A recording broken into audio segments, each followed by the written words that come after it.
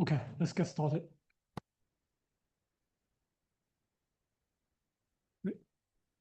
So for today's lecture, we're going to start with a quick overview of image representations. And then in the second half, we're going to start on our first computer graphics topic, which will be on geometric modeling. For this lecture, we are going to start with a high-level overview of what a typical computer graphics pipeline looks like. We'll then take a look at image representations, the different data structures and techniques that we can use to represent an image on the computer.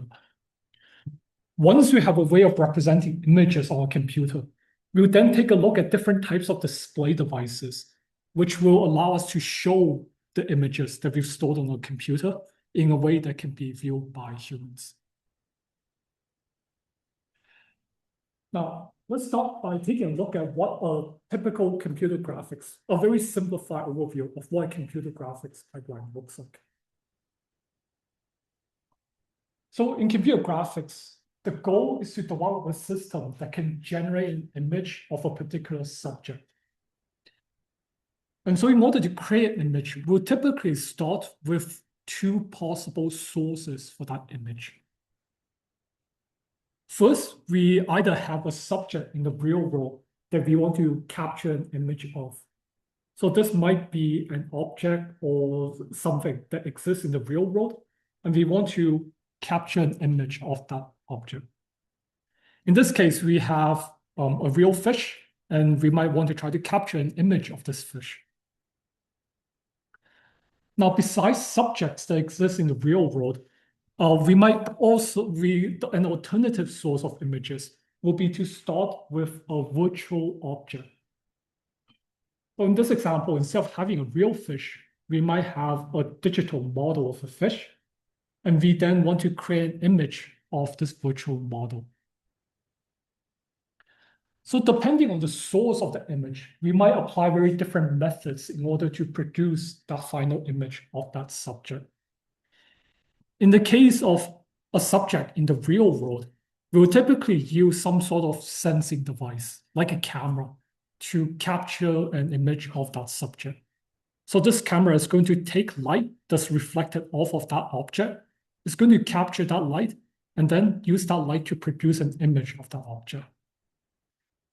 In the case of a virtual model, we don't have an object in the real world that we want to capture an image of.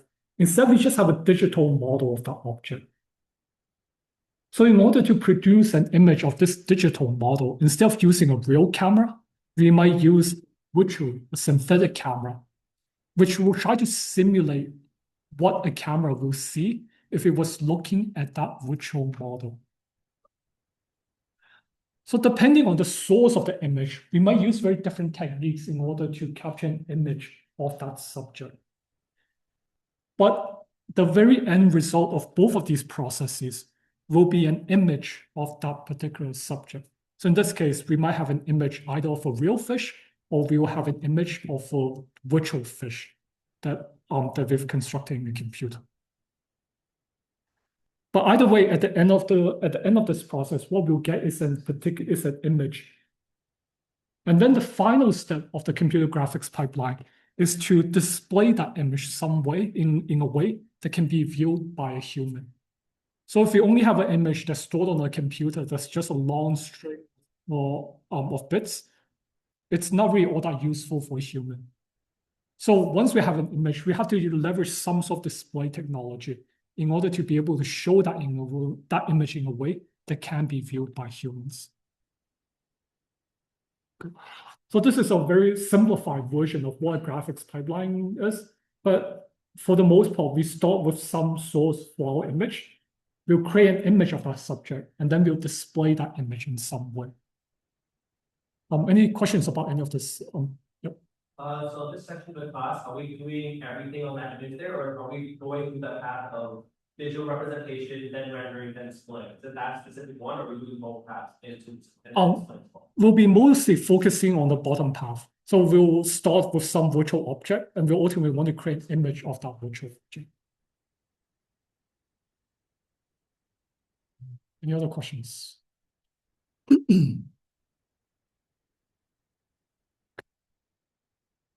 Now, in the previous computer vision lectures, we saw how we can model the behavior of a camera using this very simplified pinhole camera model. So this pinhole camera model allows us to simulate how light from a 3D object will be captured by a camera and then projected onto an image.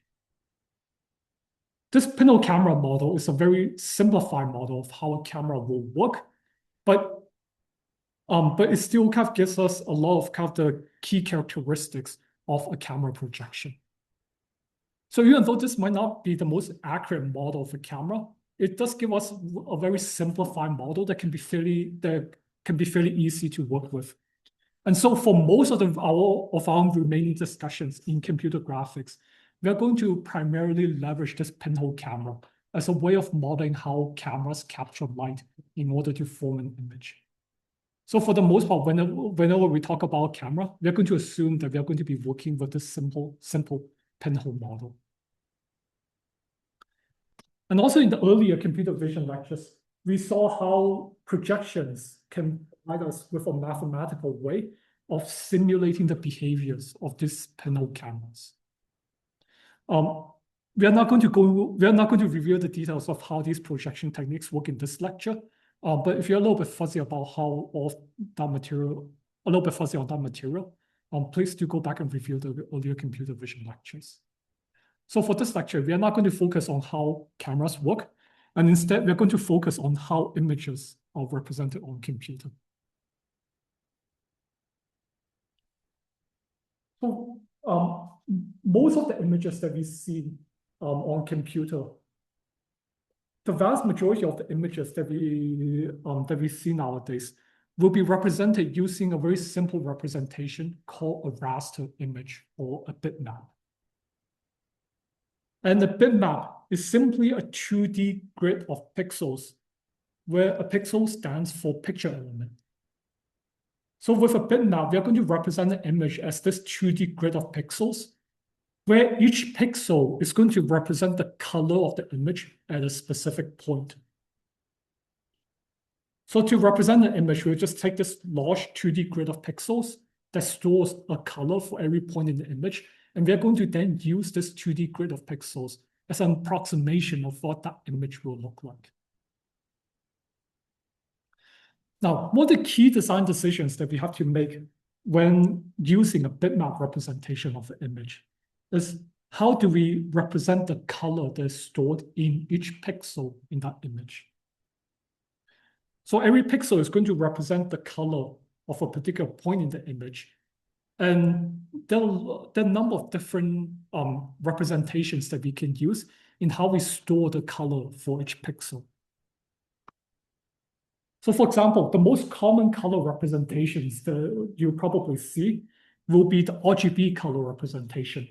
So almost every image that you see on the computer, chances are it's going to be represented using this RGB color space. And this RGB color space is going to represent a color using 3 different values: a red value, a green value, and a blue value. And then all the colors in the image will be represented by some combination of these 3 different values. Now, this is a very simple color representation, and it has some nice parallels to how the human eye functions. So since the human eye have sensors that are for the most part sensitive to roughly red, green, and blue light, this RGB color representation roughly correlates to how the human eye perceives colors. Now, while this color representation can be very simple, and it's the most commonly used color representation, it might not necessarily be the best choice for all applications. For example, let's say you were trying to create a painting tool where you have to provide a color palette for a user to select colors that they want to use.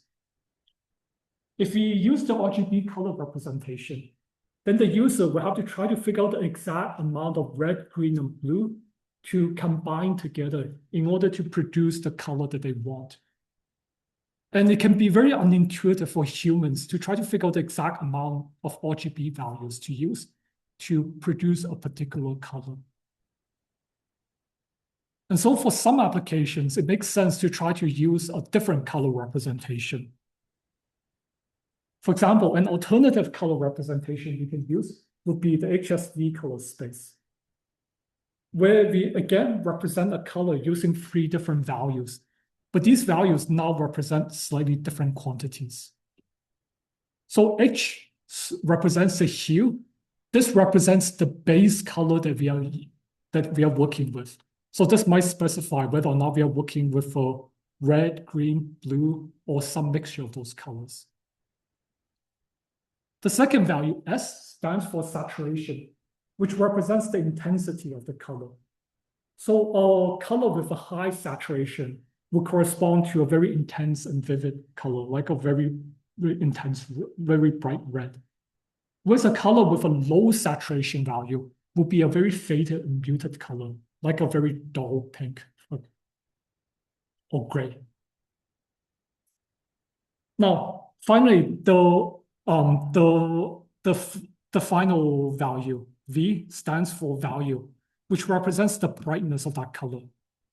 So a color with a high value will be very bright, close to white. And then the color with a very low value will be very dark, close to black. And this HSV color representation can be a lot more user-friendly. So if we want a human to try to pick a color that they want, this HSV color representation can be a lot more intuitive for humans to use compared to directly working with the RGB color space. So for painting tools, if you want to implement a color palette, then an HSV color space might be more suitable for that. But depending on your application, the choice of color space might vary. So you typically have to pick the particular color representation that matches the requirements of your particular application. Okay, any questions about this?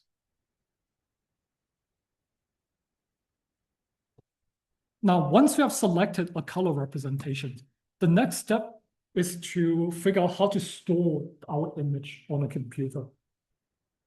And for most of these bitmap images, they'll typically be stored using a data structure called a frame buffer. And all the frame buffer is just one continuous chunk of memory that stores all of the colors for all of the pixels in our image. So this is just taking all of the pixels in our image, effectively just flattening them out into one big array, and then storing that somewhere in memory. So very simple, nothing fancy about this. But now when we are representing an image of a computer on the computer, there are a couple of quantities that we have to specify. One of those quantities is the resolution of an image. This represents the dimensions of the image in the number of pixels. So if we say that an image has a resolution of 1920 by 1080, this says that the image has a width of 1920 pixels, and then it has a height of 1080 pixels. So the resolution just tells us what the size of the image is in the number of pixels. The other quantity that we need to specify for an image is the depth of that image. And what the depth of an image represents is the number of bits that we use to represent each pixel in the image. Since every pixel represents a particular color, the number of bits that we use to represent a pixel will ultimately determine how many different colors we can store for a particular, so how many different colors we can represent with a particular pixel. For example, let's say we just dedicate a single bit to each pixel. Then that means that every pixel value will have 2 possible values. So every pixel will have 2 possible values, 0 or 1.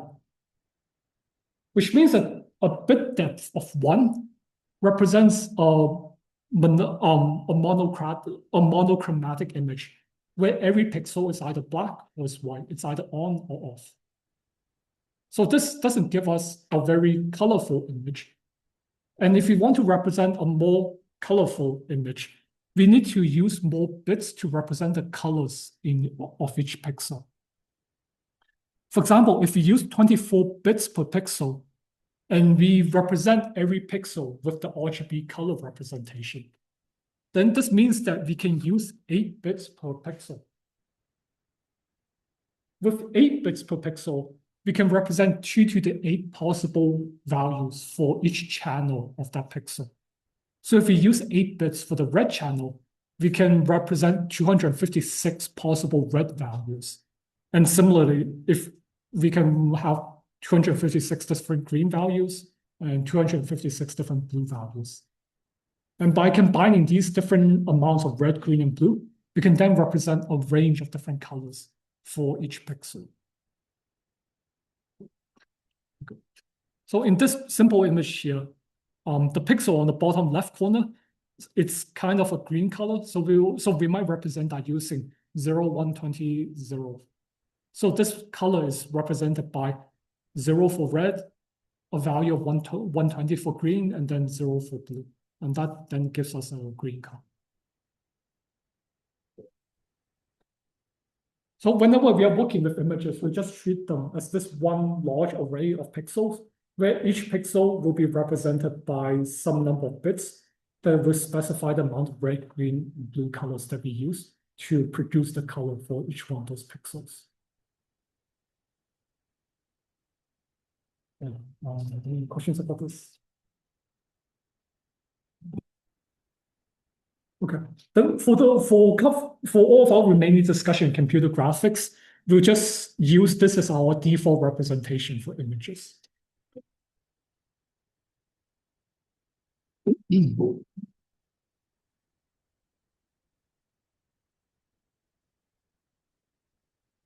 Now, once we have stored an image on a computer, the next step is to display that image in some way that humans can see that image.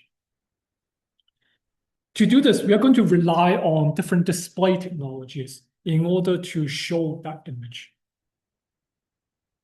So for this next section, we're going to go over some of the different display technologies that have been used, and as well as to compare some of the trade-offs between these different types of displays.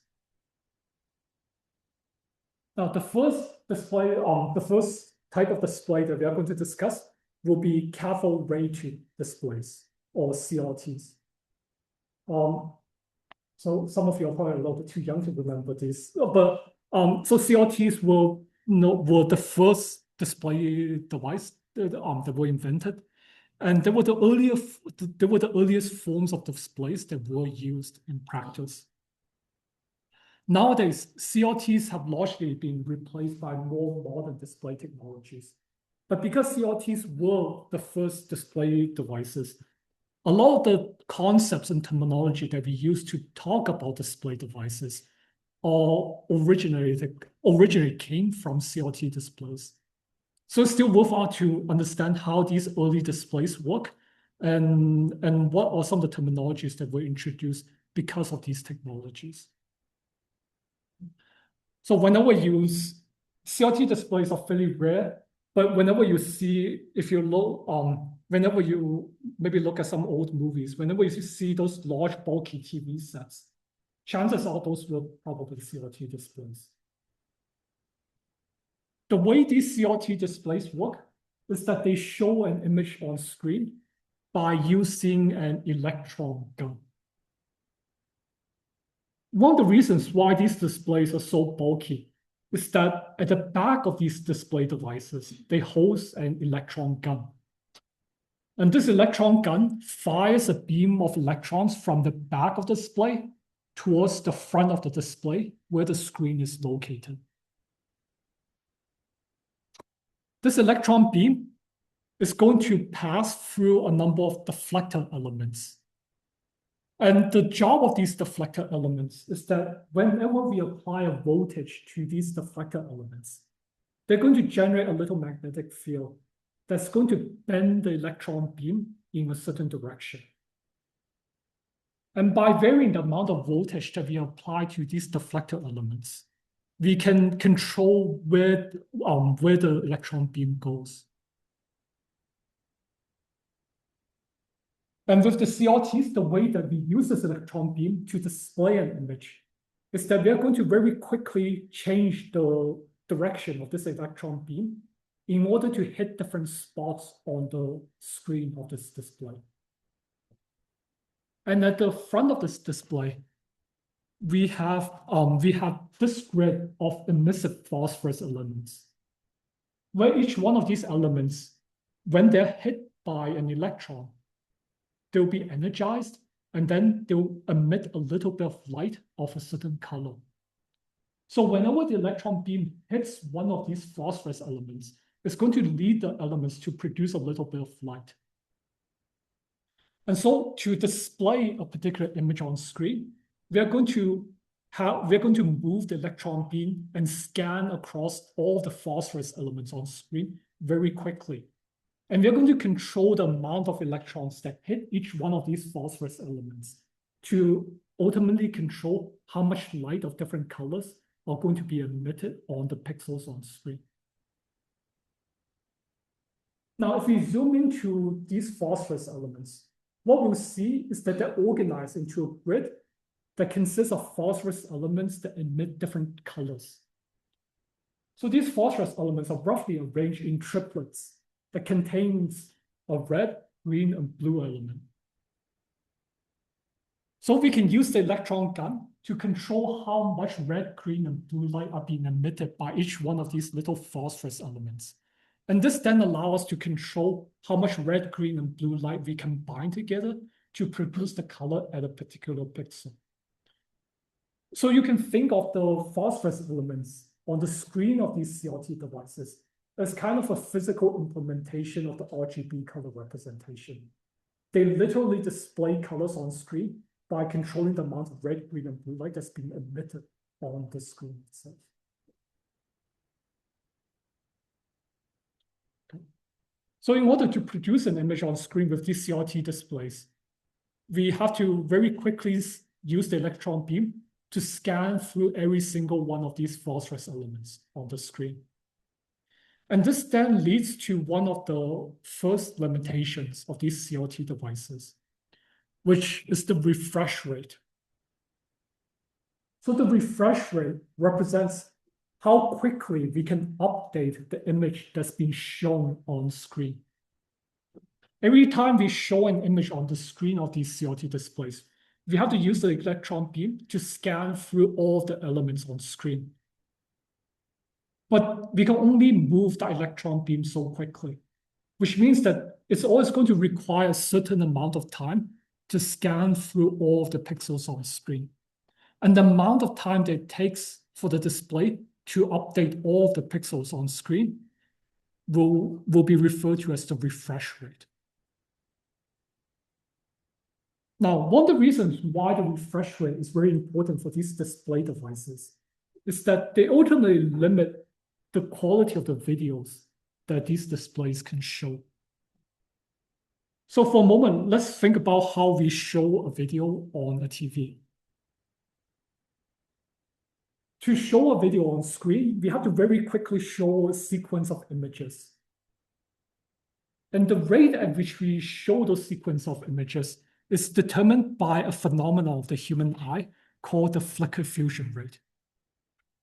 So instead of showing a static image on screen, if we want to show a continuous video, we have to be able to update the images on screen fast enough so that the human eye will perceive those different images as all being part of the same video. And the rate at which we have to update these images for the human eye to perceive the images as a continuous video is determined by this flicker fusion rate. So the flicker fusion rate represents the frequency at which, so the flicker fusion rate represents that if you show a human a flickering light that's turning on and off, if we turn the light on and off fast enough, at some point the human eye will no longer see the light as flickering, and instead it will see the light as just being one one constant light source.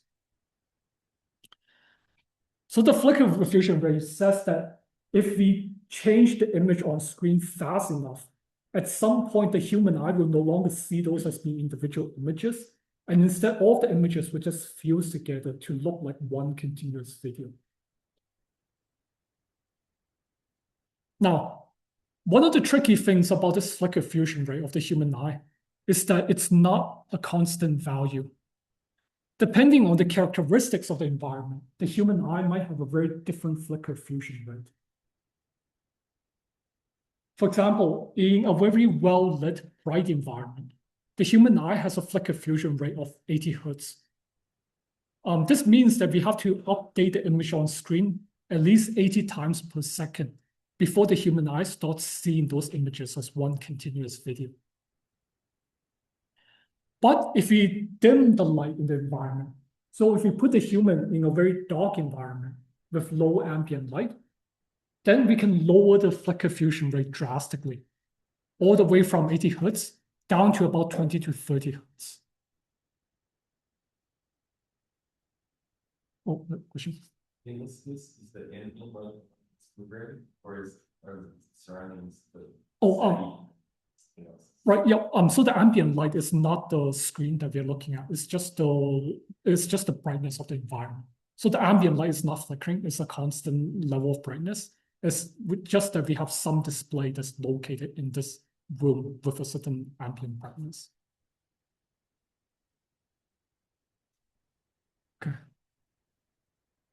Okay, right. So this flicker fusion rate for the human eye under low ambient lighting, this rate between 20 to 30 Hertz is also one of the reasons why film and TVs are typically, right, so, and is one of the reasons why film theaters are typically dark. So they're trying to put people in a very dim environment with low ambient light in order to lower the flicker fusion rate so that they'll see the movie as being a smoother video. Now, depending on the different type of display technologies, we might get very different refresh rates. So refresh rates are typically recorded in FPS, frames per second, how many frames the display can update per second. And for most film, like what you see in a movie theater, these films will typically be displayed at 24 FPS, which means that the frames are being updated 24 times per second. And 24 FPS is right in the middle of the flicker fusion rate for the human eye under low ambient lighting, which is also one of the reasons why movie theaters are typically fairly dark. Now, for early TV displays, these TVs will typically be displaying images at 30 FPS. So it will be updating the images on screen 30 times per second. But there's a little bit of a caveat here. Early CRT displays, they display images at 30 FPS, but they're displaying those images using interlacing. And interlacing is kind of a trick, a hack, to try to increase the refresh rate of these early CRT displays. With the early CRT displays, they have to scan through all the pixels on screen in order to update that image. And that scanning takes time, which means that it might not be possible for some of these early displays to update all of the pixels or every single frame. So interlacing is kind of a trick to try to reduce the number of pixels that we have to update at each frame. With interlacing, the early TV sets, instead of updating every pixel, every single frame, they're only going to update half of the pixels per frame. So with interlacing, in one frame, it might only update and scan through all of the odd rows of pixels. And then in the next frame, it's going to scan through and update all of the even number of pixels. Which means that with interlacing, we only update half of the image every frame, and it takes us 2 frames to update the entire image. But this little trick allows the CRT displays to run at a slightly, they effectively allow the CRT displays to double the refresh rate. So even though physically they can only run at 15 Hertz, with interlacing, they can run at 30 Hertz. But now with more modern displays, we can easily go above 30 Hertz. So with more modern displays, well, maybe the display that you have on your computer, these can easily run at 60 FPS. And the keyword here for these more modern displays is that they can run at 60 FPS or higher without interlacing. So a progressive display just means a display that does not rely on interfacing. A progressive display is fast enough that it can update every single pixel per frame without having to do this odd even roll trick. Okay. So most of the displays that we see nowadays will not have interlacing, and they're more than fast enough to update every single pixel every frame.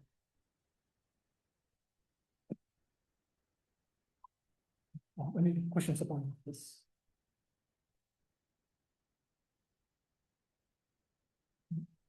Are CRTs, what is all of the same variance, or how would it change the variance? So, like, would it be time, from basis?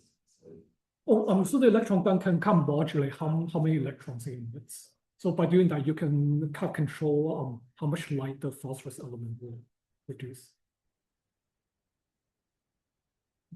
Any other questions? Okay. Yep. I feel like we can perceive motion at much higher than 80 Hertz. So like the number doesn't feel very intuitive. Oh, right. Yeah. So I think for some things like VR, you typically have to run them at even higher frame rates. So I think these numbers are maybe kind of a rough approximation. It's just for like static lighting that you will perceive it as not flickering versus when something's moving much higher frame rate. I'm not sure if that. Oh, I'm not sure if motion will affect the flicker fusion rate. Oh, yeah, I'm not sure.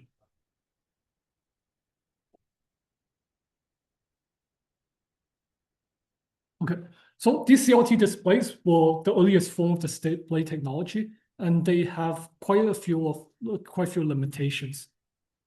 And these CRT displays have largely been replaced by more effective display technologies. So now the most common type of display that you'll see nowadays would be something referred to as LCDs or liquid crystal displays. They're also sometimes referred to as LED LCDs.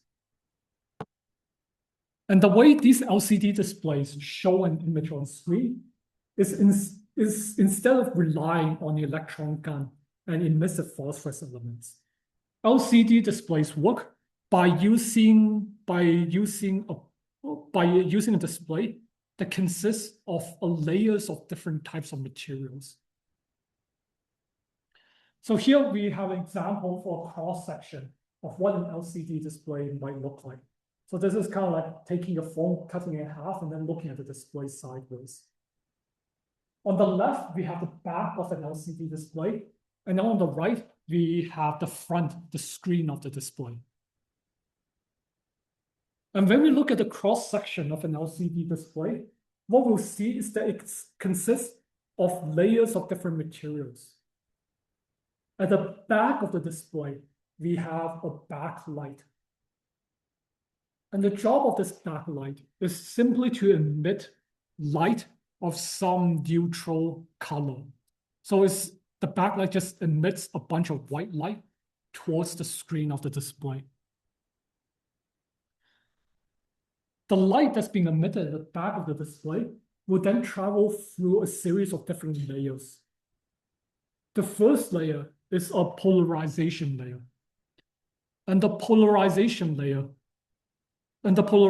layer's job is to filter out light that's polarized in different directions and only allow light that's polarized along a single direction to pass through. So the polarization layer, when the light passes through the polarization layer, most of it is going to be filtered out, and then only light that's polarized along a specific direction will be left to continue to travel towards the front of the display. After the first polarization layer, all of the light will be polarized in the same direction. This polarized light is then going to travel through a liquid crystal layer. And the job of this liquid crystal layer is to change the polarization direction of light. If we do not apply, okay, right. Right.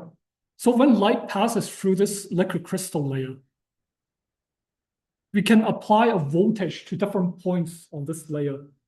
And the amount of voltage that we apply is going to control how much of the light direction will be changed as it passes through this liquid crystal layer.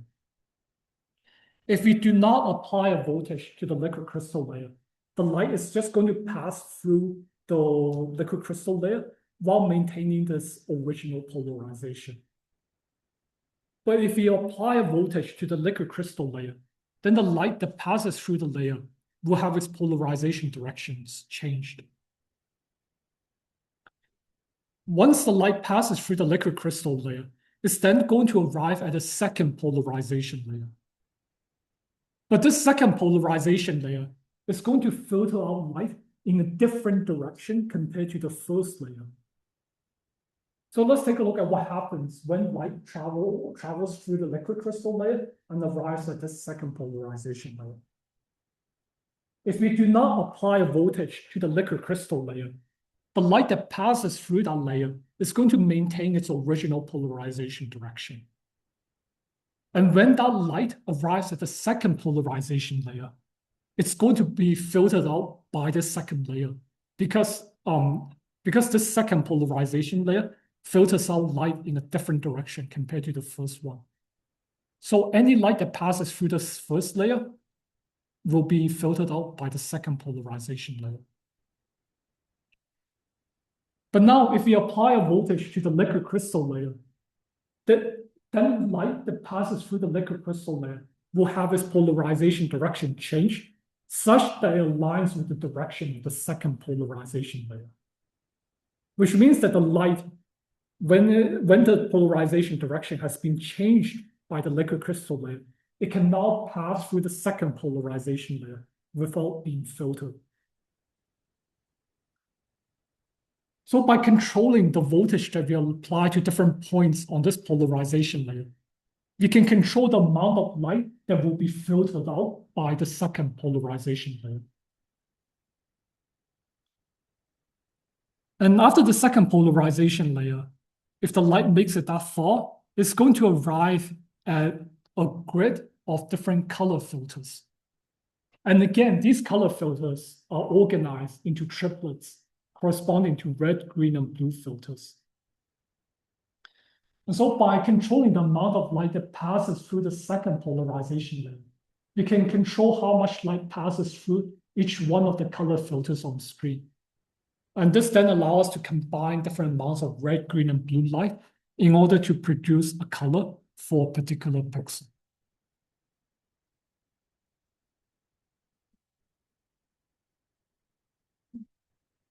Right. Okay, so that's a quick summary of how an LCD display works. Any questions about this?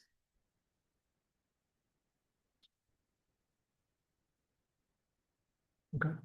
Oh, yep.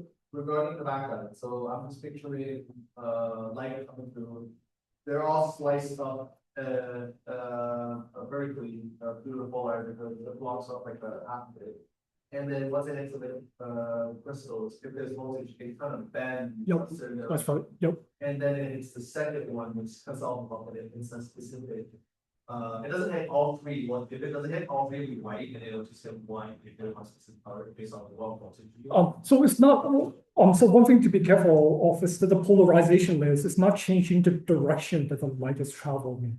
It's changing the polarization direction of the light. So light travels along a certain direction, but light is a wave, so it's going to vibrate along an orthogonal direction. So this orthogonal direction can be oriented in lots of different directions that's perpendicular to the direction of travel. The polarization layer is going to filter out all light that's like oriented in a different direction. And there's only going to allow light that's polarized along a certain direction. So the direction doesn't change. It's like the plane along which the light wave is vibrating changes. Yep. What's the difference, or what are the differences between different types of LCD panels like TN and IPS with very fundamentally like running the same model, but Yeah, sorry, I'm not familiar enough with those designs.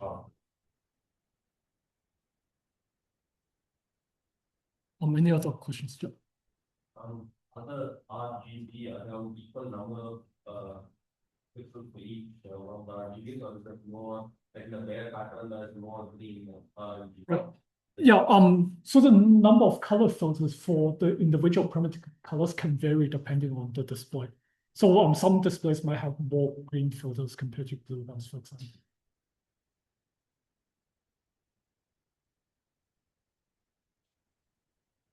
Okay. Right. So this is how LCD displays show images on screen. And they have a number of advantages over the older CRT displays. One of the advantages of LCDs is that these different layers of material can be made to be very compact. So the displays on your smartphone or on your tablet, chances are they're probably LCD displays, and they can be made to be very thin. So you can put these in very small devices. Another advantage of LCDs is that they have much faster refresh rates compared to CRT displays. LCD displays can easily run at very fast frame rates, probably even higher than 240 Hertz nowadays. And one of the reasons for this is that these LCD displays, they do not need to scan through all of the pixels using an electron beam in order to show images on screen.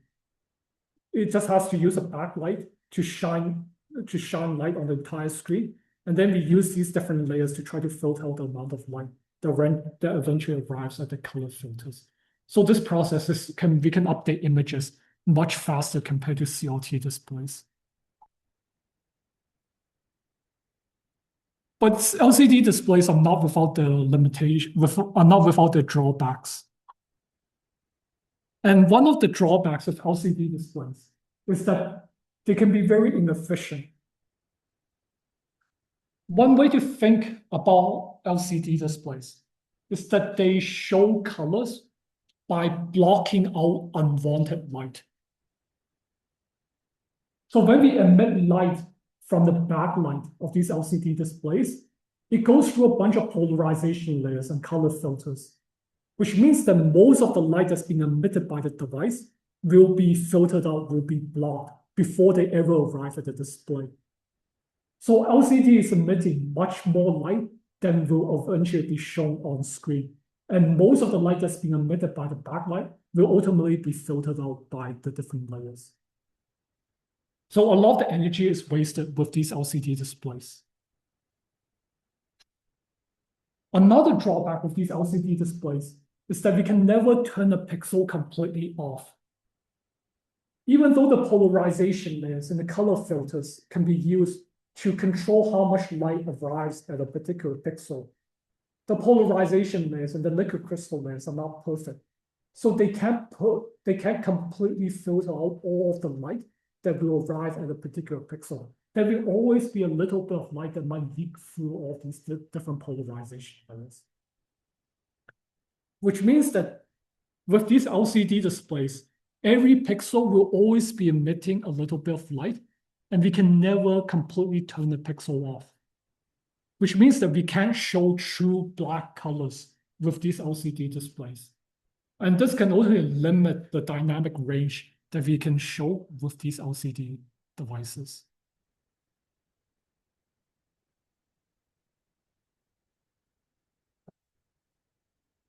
Okay, so LCDs are probably the most commonly used display devices, but they're all even more modern display technologies that have been developed and used. So a more recent type of displays are what's referred to as OLEDs, or organic light emitting diodes. And unlike LCDs, these devices don't use a backlight, and instead the displays consist of an array of LED elements that can emit light individually, kind of like the phosphorus elements on a CRT display. So with these OLEDs, they can potentially show greater image contrast, since we can now individually turn pixels on and off and control how much light is being emitted by each pixel. But we won't go into much more of the details for these displays. Okay, so this was a very high level of review of image representations and how different types of display technologies work.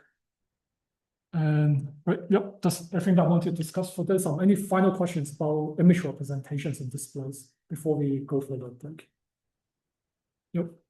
When we're learning about, of course, when we're doing stuff regarding graphics, you said that we're focused on the bottom path, right? Yep. Are we focused on the display path that you just told us about, or does our work specifically do the regular display? Or would you say it's a bit of both? Right. So today is probably going to be all the material that we're going to cover for displays. And the rest of the lecture will be more about how do we render an image on a computer.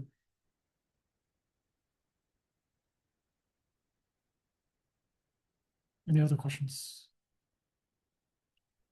Okay, if nothing else, then let's take a 10-minute break until 3:30 and we'll resume after that.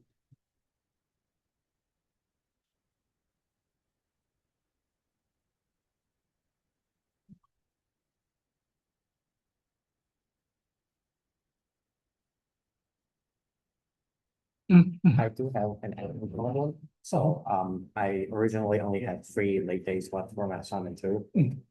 For I actually used up the remaining ones. And I was also 10 minutes late over the 3-day, free late day period because, I cannot submit my file. It's too big. This file is too big. So I need to spend like extra 20 minutes to figure out how to fix that. Do you guys have a grace period for say like 10, like half an hour after that? usually not, because the late days are already supposed to be a grace period. I see. Well, you can try to talk to your principal son too. Okay. I'll just email. Thank you.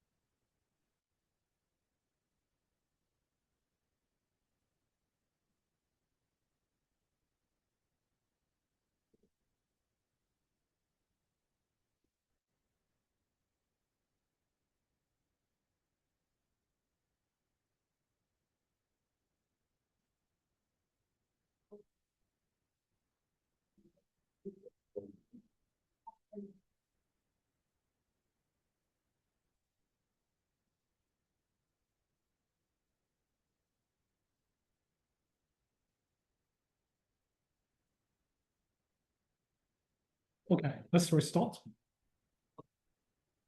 Now that we've covered image representations and display technologies, we're now going to take a look at the first subfield of computer graphics, which is geometric modeling. In this lecture, we're going to start with a high-level overview of what geometric modeling is a field. We'll take a look at some of the common challenges that we'll face when trying to solve problems in geometric modeling. And then we're going to introduce two of the most commonly used types of geometric representations in computer graphics. And then in the next lecture, we're going to go into more of the details of more commonly used types of geometric representations. In the intro lecture, we mentioned that there are three main subfields of computer graphics that we're going to cover in this course. And then geometric modeling will be the first subfield, where we're going to introduce different techniques and data structures for representing and processing 3D shapes on a computer. To start, let's take a look at what geometric modeling is as a field.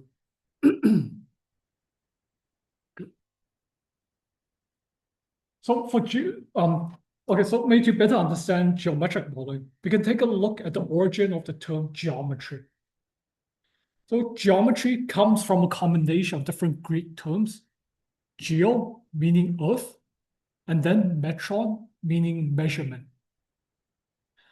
So geometry, the word geometry means to measure the earth. And this terminology comes from the practice of cartography, where people would go out into the world and then measure and describe features, structures that they see in the landscape in order to create maps. So geometry was originally a discipline of trying to create maps that describe the physical world. But now in the case of geometric modeling, instead of describing shapes in the real world, geometric modeling focuses on developing techniques and data structures for representing 3D shapes on the computer. On the right here, we have an example of one of the first 3D models that was created on the computer. This model is called the Utah teapot, and on the top image, you see a schematic illustration of the teapot that describes the dimensions, the shapes of the different parts of this teapot. And this schematic illustration was then used to construct a virtual model of that particular object. And this Utah teapot, being the first computer model, is a very famous model in computer graphics. And you see this Utah teapot appearing in lots of different research papers, even to this day. So if you do research in computer graphics, you'll see this Utah teapot popping up everywhere.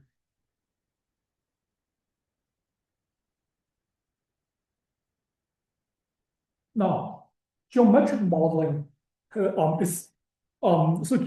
geometric modeling has applications in a very wide variety of different areas. So one common example of an application of geometric modeling that likely all of you interact with every day is in representing the shape of text and fonts. So if we want to represent words on a computer, we have to construct models to represent the shape of all of those words, how the different lines and curves come together to form each letter. And in order to represent these shapes, this requires techniques and data structures that were originally developed in geometric modeling. Another very common application of geometric modeling lies in computer-aided design and fabrication. So most of the objects that we see around us were first designed on a computer before they were constructed in the real world. So in order to model these objects on a computer, we need to develop data structures and algorithms that allow us to represent the shape of those objects, as well as to be able to modify those 3D shapes to allow designers and artists to iterate on the design of the objects virtually on a computer. And all of these tools are a consequence of techniques that have been developed in geometric modeling. And of course, another common application of geometric is in geometric modeling is in rendering. Before we can produce an image of an object, we first have to construct a 3D model of that object. And so geometric modeling is often the first step in any computer graphics pipeline. Before we can render anything, we first have to construct models of those subjects. Now, while geometric applications of geometric modeling is everywhere, geometric modeling itself as a discipline poses a lot of very challenging computational problems. And one of the key challenges that stem from of geometric modeling stems from just the sheer variety of different structures that we might need to represent on a computer. For example, let's say we want to create a 3D model of an airplane. Well, in this case, we have a model of a Boeing 747. And in order to design this airplane, designers will have had to construct a 3D model of all the different parts of the components that go into that plane. Things ranging from the fuselage, the wings of the plane, to the windows, the seats, to the individual wires and bolts, the part of the internals of the plane. So in order to just model this one plane on the computer, we have to have techniques that can represent objects that can span a wide range of different sizes, from very large structures to very small structures like individual wires and screws. But besides modern structures, geometric modeling is also interested in trying to represent ancient structures that were constructed well before computers were available.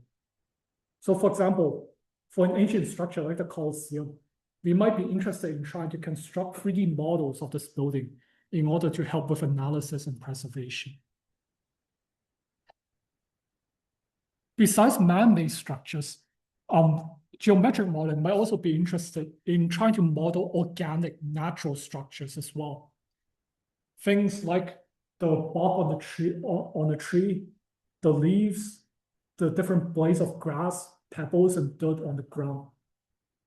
And trying to model these organic structures can often pose very different requirements compared to trying to model man-made structures. But besides trying to represent solid objects, geometric modeling is also interested in trying to model non-solid objects as well. So besides just modeling individual objects that we might be able to touch, we might also be interested in trying to model structures like fluids and gases. And trying to model these non-solid objects can require very different data structures and algorithms compared to modeling solid objects. In addition to trying to model large-scale objects, geometric modeling might also be interested in trying to model very fine-grained detailed objects, like the fabrics in our clothes or the individual threads and fibers that make up different pieces of clothing. In addition to this, we might also be interested in trying to model organic structures as well. Things like individual strands of hair, different types of tissue. So the range of different types of structures and materials that we might want to try to model can be extremely vast. And the sheer diversity of the different things that we want to model introduces a lot of different types of computational challenges that requires different data structures and algorithms in order to properly model these things on a computer. So depending on your application, you might have to use different types of data structures and algorithms in order to capture the shape and the structure of some of these different subjects. Okay, right. So depending on what you want to model, there might be lots of different representations that you can use in order to model those particular structures. In this course, we are going to focus on two of the most commonly used geometric representations in computer graphics, which is implicit representations and explicit representations. With implicit geometric representations, these representations model the shape of an object using a mathematical function. And some examples of these implicit representations would be things like distance fields or algebraic surfaces or constructed solid geometry. Now, the other type of geometric representation that we'll look at will be explicit representations. And with explicit representations, they model the shape of an object by explicitly storing the coordinate points that lie on the surface of the object. So some example of explicit representations would be things like point clouds or polygon meshes. Now, one of the reasons why we have these different types of geometric representations is that these different representations, they offer very different advantages and disadvantages. So depending on the requirements of a particular application, depending on the types of objects that we are trying to represent, one of these representations may be more suitable compared to the others. So to see how these different types of representations work, let's take a look at these different representations in a bit more detail, starting with implicit representations. With implicit representations, they model the shape of an object using an implicit equation.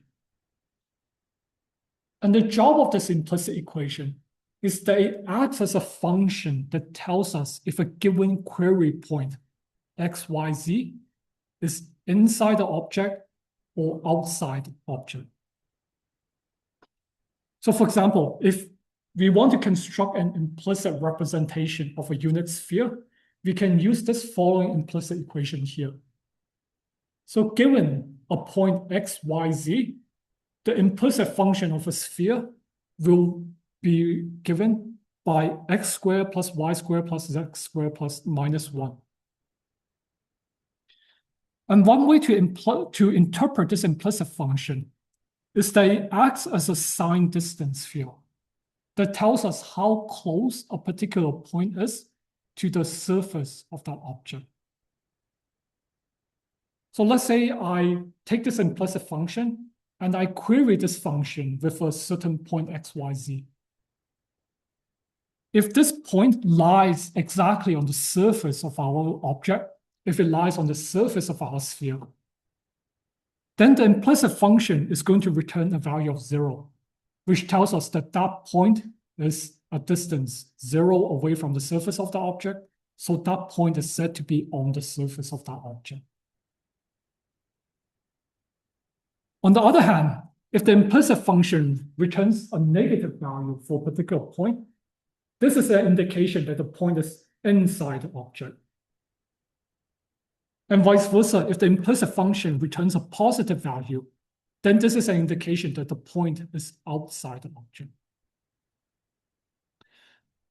So the implicit representation of a shape doesn't explicitly tell us what the shape of that object looks like.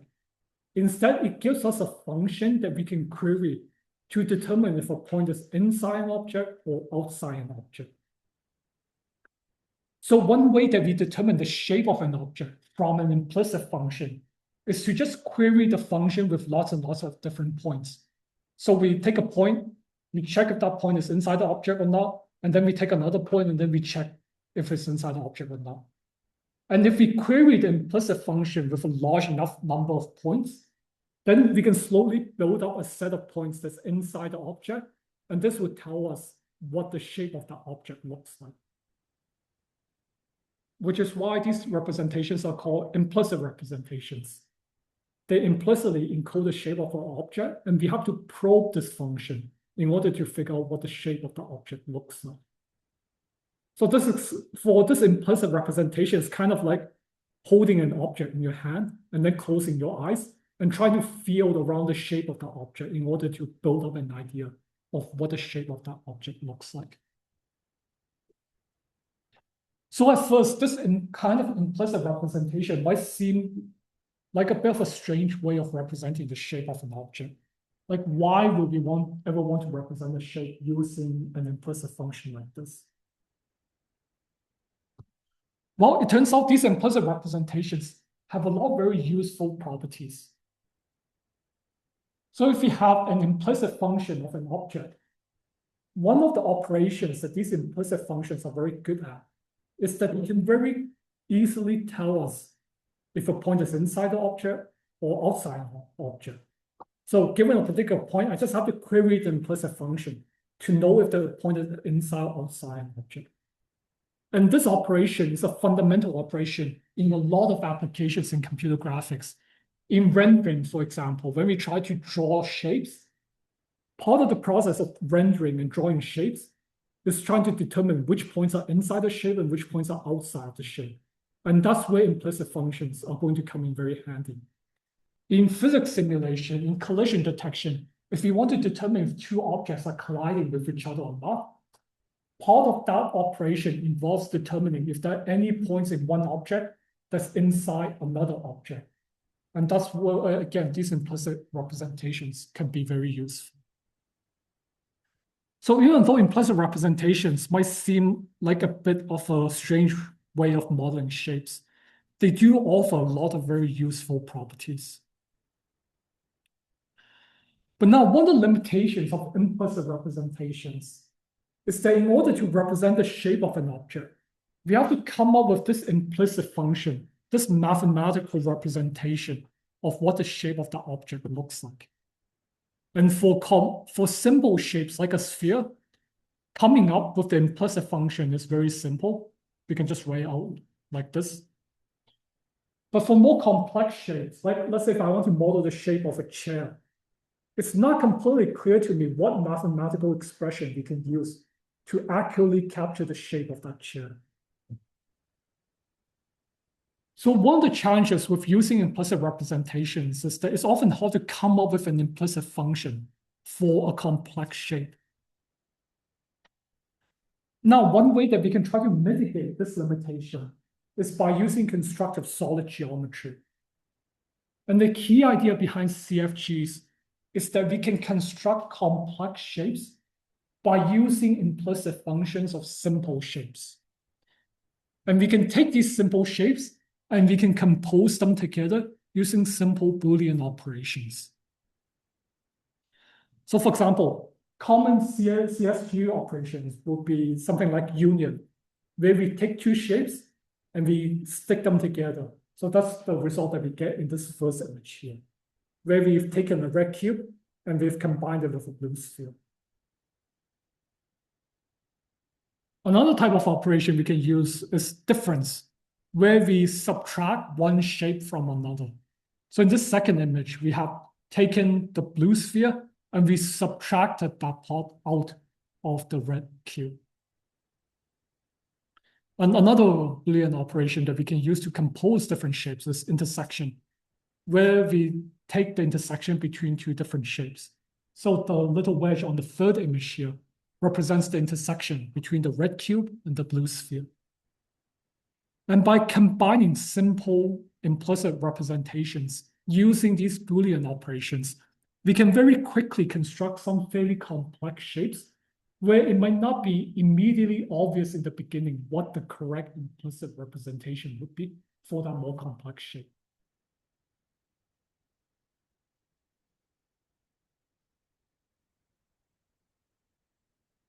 So CSGs are fairly commonly used in CAD software, where we can very accurately represent different shapes using implicit functions, and then we can compose them together to make more and more complex objects. Yeah. Okay. Any questions about these implicit representations?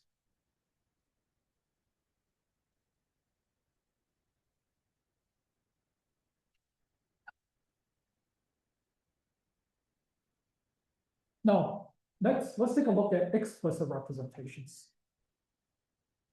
With implicit representations, we represent the shape of an object by using an implicit function. But in the case of explicit representations, they're going to represent the shape of an object by just explicitly storing points on that object. With an explicit representation, if we want to represent the sphere here, we can represent the sphere just by sampling points on the sphere and then storing all those points in one big list. And this then gives us maybe the simplest form of an explicit representation, which is a point cloud. And a point cloud just corresponds to one big list of points where every single point corresponds to a point that's on the surface of an object. Unlike an implicit representation, where in order to determine if a point is inside an object or outside of an object, we have to try to probe the implicit function to find points that lie exactly on the surface of an object. In the case of an explicit function, so in the case of an explicit representation, if I want to find points on the surface of an object, it's super simple. I can just pick points out from the big list that we've stored beforehand.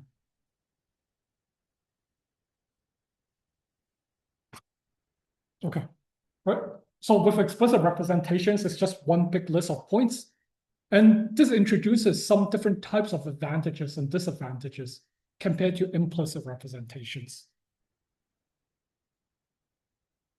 So with explicit representations, identifying points on the surface of an object is super easy. We can just pick points from the big list that we've stored. But one of the drawbacks of these explicit representations is that performing inside and outside tests can be a lot more challenging compared to the implicit representations. With the implicit representation, we can just query our implicit function to determine if a point is inside or outside of the object. But in the case of an explicit representation, if I give you a point, it's not immediately clear how we determine if that point is inside the shape or outside of the shape. So those inside and outside tests can become a lot more challenging with these explicit representations. Yep, question. So is that why within, let's say, gaming, would have complex models be only there for theories, but when it comes to collision detection, things do simple shape or? Yep, yeah, that's right. Yeah, so for complex mesh, you effectively have a very big point cloud, and trying to check for collisions with that can be very challenging and expensive.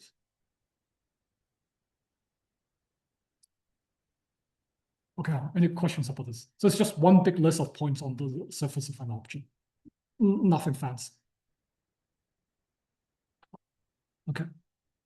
Now, point clouds is probably the simplest kind of explicit representation we might see in computer graphics, but it's often not quite enough to model a shape of an object using a point cloud. So most of the objects that we see in the real world, they're not just a cloud of disconnected points. They have a smooth continuous surface. So in order to try to model these continuous surfaces using an explicit representation, we can take a point cloud and we can extend it into a polygon mesh. So a polygon mesh is constructed by first taking the vertices in a point cloud and then introducing edges to connect the vertices together so that we can form little surface patches. So we can take each of the vertices, all the vertices in the point cloud, connect them with edges so that we have groups of vertices that form individual patches that represent a small patch of surface on our object. So one example of this is this other very famous model in computer graphics. This is called Stanford Bunny. And this was the first polygon mesh that was constructed by Greg Turk. So here we have an object of a bunny, and it's representing the surface of that bunny using little polygon patches. So in this case, it's using a bunch of triangles to represent the surface of that object. So rather than representing an object just as a set of points, polygon meshes will represent objects as a set of polygons.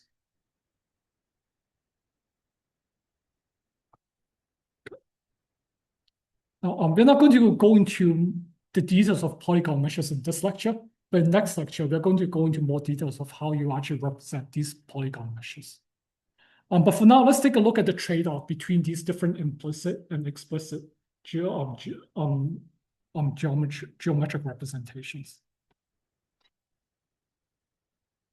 With implicit representations, as we mentioned before, one of the advantages of this representation is that inside and outside tests can be performed very easily. We just have to query the implicit function for a shape. Another advantage of implicit representations is that they can provide us with a very compact and efficient representation of a shape. If I want to represent an object like a sphere, I can simply represent that using a very short mathematical equation. So it's a very efficient representation. And this mathematical representation of a shape gives us a very nice benefit in that for simple shapes, implicit representations give us effectively infinite resolution. I can take an implicit function of a sphere and I can zoom in as much as I want, and we're always going to see a smooth continuous surface. And this type of infinite resolution may not always be the case with other representations, like explicit representations. But the drawback with implicit representations is that it can be very difficult to come up with an implicit representation for a complex object. So if we want to represent more complex shape, we might have to compose lots of simpler shapes together in order to represent that more complex shape. Another drawback with implicit representations is that trying to find points that lie exactly on the surface of the object can sometimes be fairly difficult. We might have to guess and test lots of points before we find a point that's on the surface of an object. Explicit representations, on the other hand, they provide us with a very easy way of representing arbitrarily complex geometry.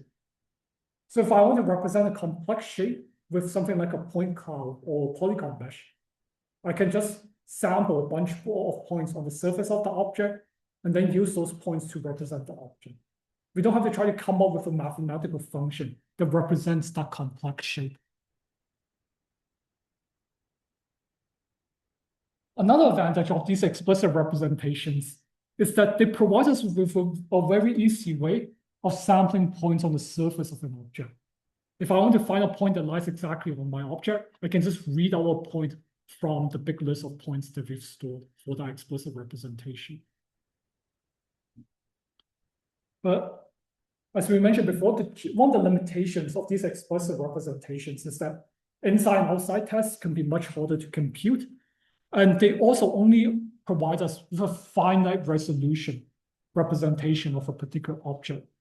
So for example, let's say if I have an explicit representation of a sphere, if we want to represent the shape of that sphere accurately, I might have to sample lots and lots of points on that sphere. But no matter how many points we sample from the sphere, if we zoom in enough, at some point, we're not going to see a very smooth continuous surface anymore.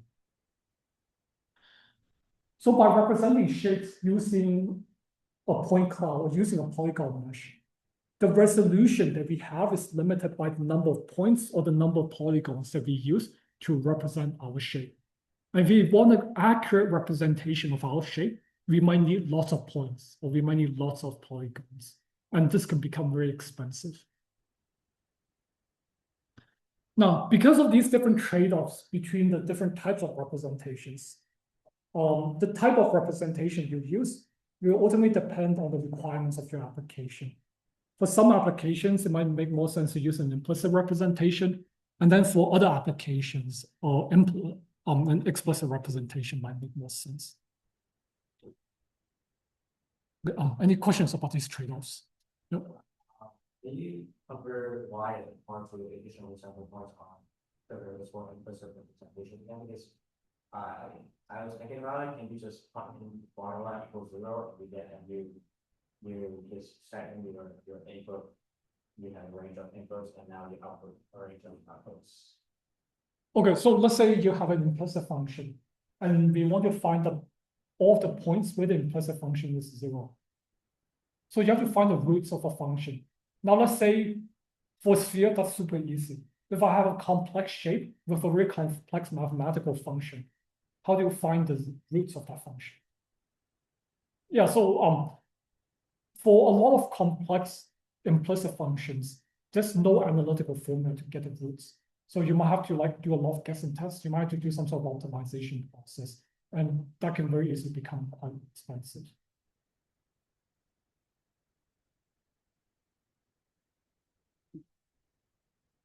Okay, any other questions?